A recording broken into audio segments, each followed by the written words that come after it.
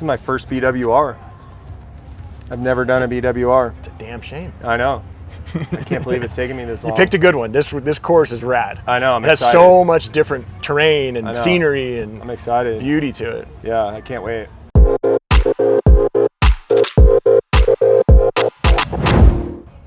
Hey there friends, Jim Miller with Pure Gravel coming at you with another episode of the Pre-Ride Show presented by LAL Cycling. We're here on the ground at the expo, BWR Cedar City about to kick off tomorrow.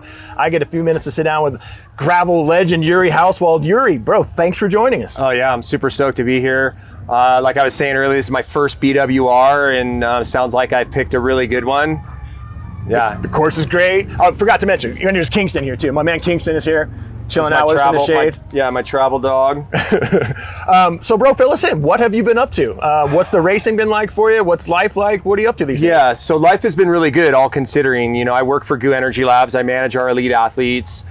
We've had some trying times, but we're starting to see events come back, which is exciting and good.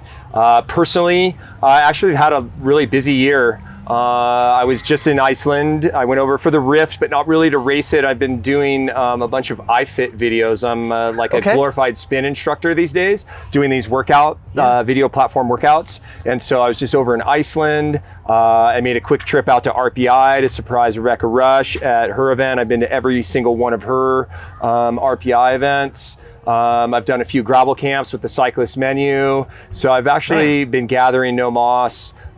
Because that's sort of the parameters of my job. You know, I'm also our community manager, so being out with the people at events, imparting nutrition, life, gear, whatever knowledge is all sort of within my very broad job description. So it's great. So it feels good to like have events come back online. You know, obviously 2020 was extremely hard on many different levels. And so it feels really good to be back in like the community with the gravel family and seeing folks. Does. The first few events I remember getting kicked back off, it was just everybody was so excited to be around other people again and out doing stuff in big groups. The moment I rolled up on the Unbound line this year, like it was just electric. My hair was standing up. I mean, just the feeling and the excitement and just like the genuine, authentic, like connection and love people were feeling to like seeing each other. It was just, the stoke was so high. It was great. You've been doing this gravel thing a long time. Gravel much different from road and things like that for all the right reasons. What's your take on the evolution of gravel as it's occurred? New events popping up all the time. There's a lot of discussion, if you will, about rules, whether we need them. Every event is a little different. Any just like top of the line comment on just this evolution of gravel and this ever changing environment that we're in? Yeah, I have a lot of thoughts, so hopefully have a little bit here. So I want to just preface this by saying I still consider myself like a relative gravel newbie. I mean, even though I did my first Unbound in 2013, you know, there's folks that have been in it for a lot longer than that, but I am honored to be in this position as seen as somebody who's been doing it for a long time. You know, my first one, I did it on a cross bike, you know, and there wasn't the whole, you know, segment of the bike industry dedicated to gravel bikes and gravel clothing and products and tires and this and that. So yeah, it's exploded. It's been really fun to be on that wave.